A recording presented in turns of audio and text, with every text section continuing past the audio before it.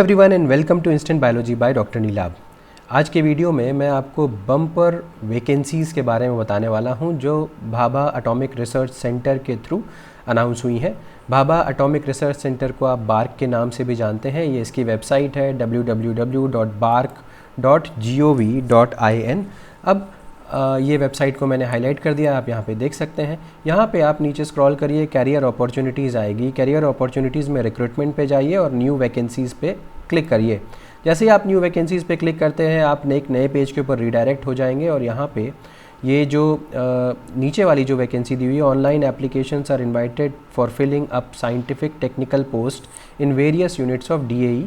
ये last date जो है इसकी 22 मई 2023 को ख़त्म हो रही है और यहाँ पे आप क्लिक कर सकते हैं अप्लाई करने के लिए और डिटेल्स के लिए आप यहाँ पे क्लिक कर सकते हैं जो टिक वाला साइन है।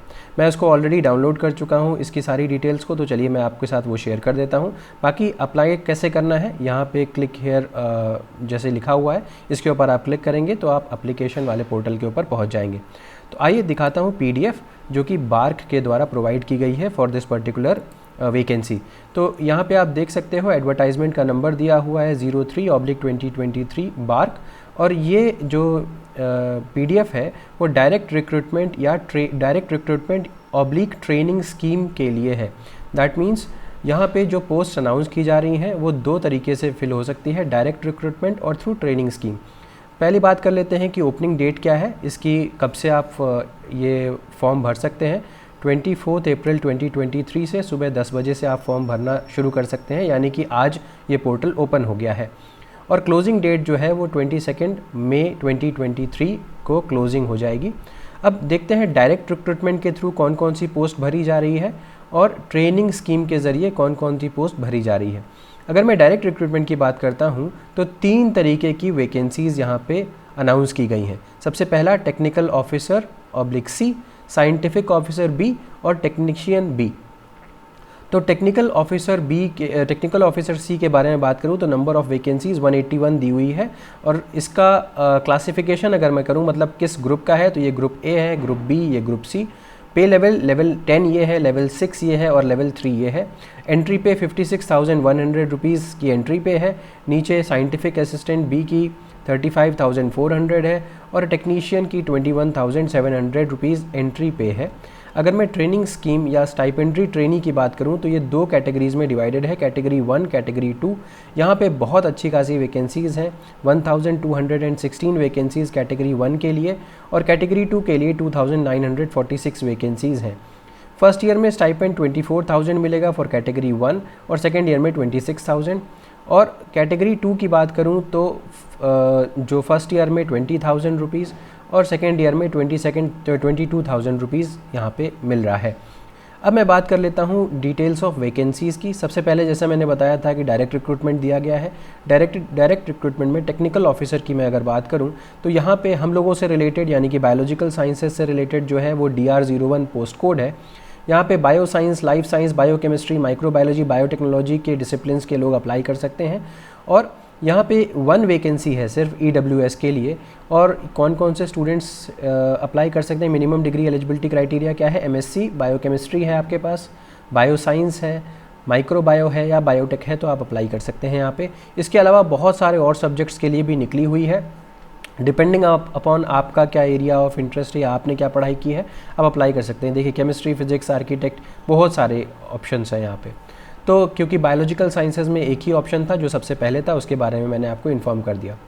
अब DR15 तक यहाँ पे हो गया। अब इसके बाद आता हूँ कि कौन कौन सी जो इसमें से पोस्ट हैं जो रिजर्व्ड हैं बेंचमार्क डिसेबिलिटी PWBD के लिए, यानी कि फिज़िकली डिसेबल्ड कैंडिडेट्स के लिए ये पोजीशंस जो हैं वो पहले से ही रिजर्व्ड है। तो ये फिज़िक्स, आर्किटेक्चर और इलेक्ट्रॉनिक्स के लिए कुछ वैकेंसीज़ हैं जो रिजर्व्ड हैं, बायोलॉजिकल साइंसेज में ऐसा कुछ भी नहीं है। अब मैं आ जाता हूँ सेकंड वाले में। सेकंड वाला क्या था, साइंटिफिक असिस्टेंट, यानी कि यहाँ पे देखिए ये वाला कैटेगरी, ये देखा साइंटिफिक असिस्टेंट, और इसके बाद टेक्नीशियन की बात करूँगा।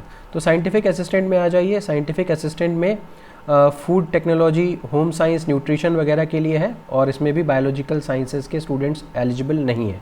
अब अगर मैं बात करूँ टेक्नीशियन की, तो यहाँ पे बॉयलर अटेंडेंट की है, यहाँ पे भी बायोलॉजिकल साइंसेस के लिए कुछ भी नहीं है। अब मैं बात कर देता हूँ ट्रेनिंग स्कीम की।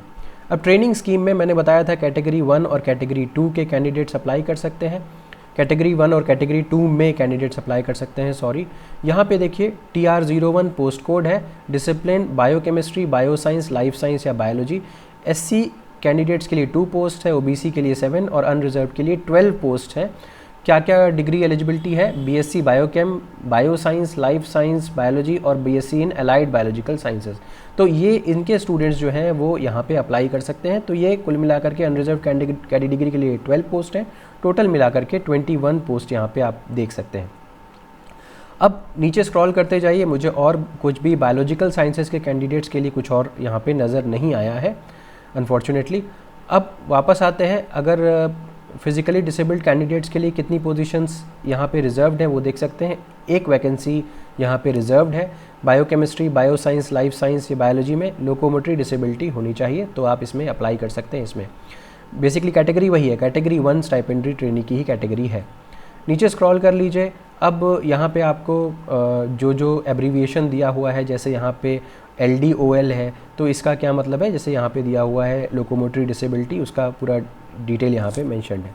अब अगर मैं बात कर लेता हूँ कैटेगरी 2 स्टाइपेंडरी ट्रेनी की, तो कैटेगरी 2 स्टाइपेंडरी ट्रेनी में कुछ भी ऐसा नहीं है जो बायोलॉजिकल साइंसेज वगैरह के लिए एप्लीकेबल हो। तो आप देख सकते हैं चाहे तो इसको, बट मुझे इसमें कुछ भी यूज़फुल ऐसा नहीं लगा, तो मैं इसको डिस्कस नहीं कर रहा हूँ। फिर इसके बाद जो भी फिजिकली डिसेबल्ड कैटेगरी स्टूडेंट्स के लिए जो पोजीशंस रिजर्व्ड हैं उनके बारे में यहाँ पे दिया हुआ है। अगेन इसमें भी कुछ भी ऐसा नहीं है जो मैं डिस्कस करूँ। अब बात कर लेते हैं एज लिमिट की। तो एज लिमिट जो है वो टेक्निकल ऑफिसर के लिए मिनिमम एज लिमिट 18 है, मैक्सिमम 35 है। साइंटिफिक असिस्टेंट के लिए 1830, टेक्नीशियन के लिए 1825। ट्रेनिंग स्कीम की बात करूँ तो कैटेगरी 1 के लिए 19, मैक्सिमम 24। कैटेगरी 2 के लिए मिनिमम 18, मैक्सिमम 22। ये कंसेशन के बारे में दिया हुआ है कि अगर आप किस कैटेगरी के बिलोंग करते हैं तो कितने दिन का या कितने साल का आपको कंसेशन मिल सकता है एज के अंदर।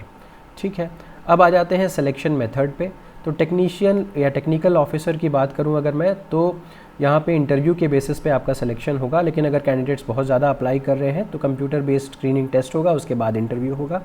साइंटिफिक असिस्टेंट की अगर मैं बात करूँ तो साइंटिफिक असिस्टेंट में कंप्यूटर बेस्ड स्क्रीनिंग टेस्ट होगा, जिसमें कि 40 मल्टीपल चॉइस क्वेश्चंस आएंगे। 3 मार्क्स सही क्वेश्चन करने के लिए होंगे और 1 मार्क्स गलत करने के लिए डिडक्ट हो जाएगा, यानी कि 1/3 नेगेटिव है यहाँ पे। अब आ जाते हैं कि फाइनल सिलेक्शन किस बेसिस पे होगा। फाइनल सिलेक्शन इंटरव्यू के बेसिस पे ही होगा, जो कि तब होगा जब आपका स्क्रीनिंग टेस्ट क्लियर हो जाएगा, उसके बाद आपको इंटरव्यू के लिए मेरिट बेसिस पे कॉल किया जाएगा। और अगर आपका इंटरव्यू में भी सिलेक्शन हो जाता है then you will be finally empanelled. ठीक है, लेकिन ये बात याद रखना है कि फाइनल सिलेक्शन यहाँ पे प्योरली इंटरव्यू के मार्क्स के बेसिस पे होगा, कोई भी वेटेज रिटन मार्क्स को नहीं दिया जाएगा। अब आ जाते हैं कि टेक्नीशियन बी जो 3rd कैटेगरी थी, उसमें स्टेज 1, स्टेज 2, स्टेज 3 ये 3 टेस्ट होंगे, उसके बाद उनको रखा जाएगा। तो स्टेज 1 में क्या होगा, प्रिलिमिनरी टेस्ट है। प्रिलिमिनरी टेस्ट में कौन कौन सी चीज़ें पूछी जाएंगी, मैथ्स के 20 क्वेश्चन, साइंस के 20 क्वेश्चन और जनरल अवेयरनेस के 10 क्वेश्चंस पूछे जाएंगे। अगेन 1/3 नेगेटिव है, 3 मार्क्स सही क्वेश्चन के लिए और 1 मार्क्स गलत क्वेश्चन के लिए रिड्यूस कर दिए जाएंगे। ठीक है, उसके बाद 40% जनरल कैटेगरी में जिन लोगों ने नहीं स्कोर किया होगा या 30% रिजर्व कैटेगरी में नहीं स्कोर किया होगा उनको क्लियर कर दिया जाएगा, उनको हटा दिया जाएगा उस लिस्ट से। उसके बाद जितने स्टूडेंट्स बचेंगे उनको एडवांस टेस्ट में ले जाया जाएगा। यहाँ 50 मल्टीपल चॉइस क्वेश्चंस हैं और यहाँ पे भी 1/3 नेगेटिव ली जाएगी। इसमें से जितने स्टूडेंट्स 30% इन जनरल कैटेगरी नहीं स्कोर कर पाएंगे या 20% इन रिजर्व कैटेगरी नहीं स्कोर कर पाएंगे उनको एलिमिनेट कर दिया जाएगा और फिर फाइनली स्किल टेस्ट के लिए बुलाया जाएगा। ठीक, तो ये हो गया पूरा तरीका कि किस तरीके से आपको इसके लिए अप्लाई करना है। अब आते हैं कि हाउ टू अप्लाई।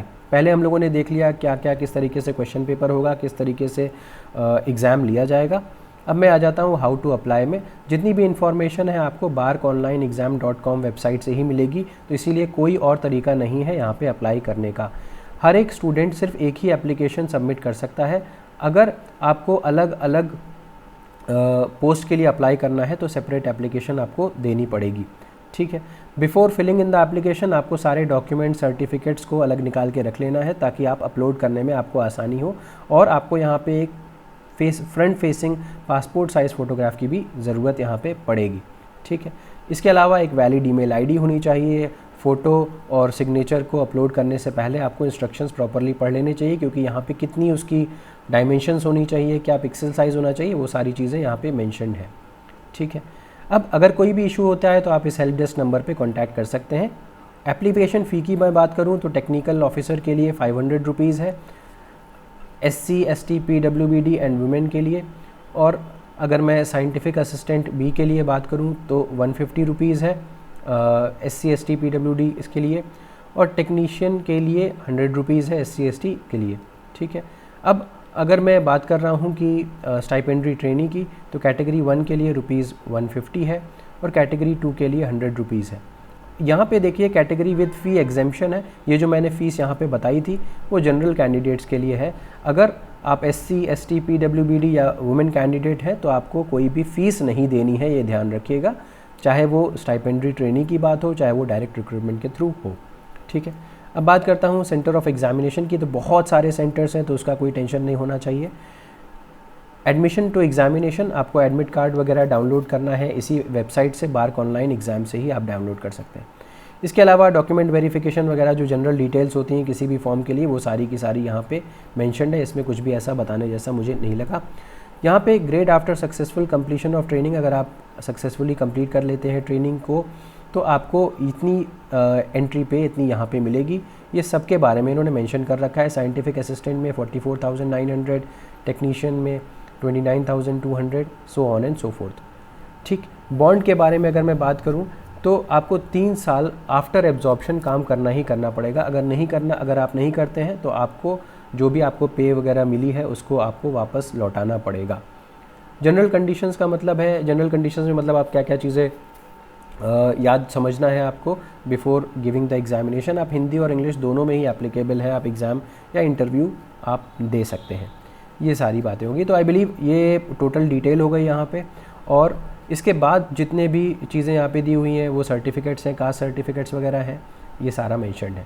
तो उम्मीद है कि ये वीडियो आपको पसंद आया होगा और आप ज़रूर बार्क के एग्ज़ाम में अप्लाई करेंगे। अगर वीडियो पसंद आया है तो इसे लाइक करिए, मेरे चैनल को सब्सक्राइब करिए, बेल आइकन को दबाना मत भूलिएगा और अपने फ्रेंड्स के साथ ज़रूर शेयर करिएगा। इसका PDF मैं आपको आपके टेलीग्राम चैनल के ऊपर शेयर करने वाला हूँ। Thank you so much, have a good day.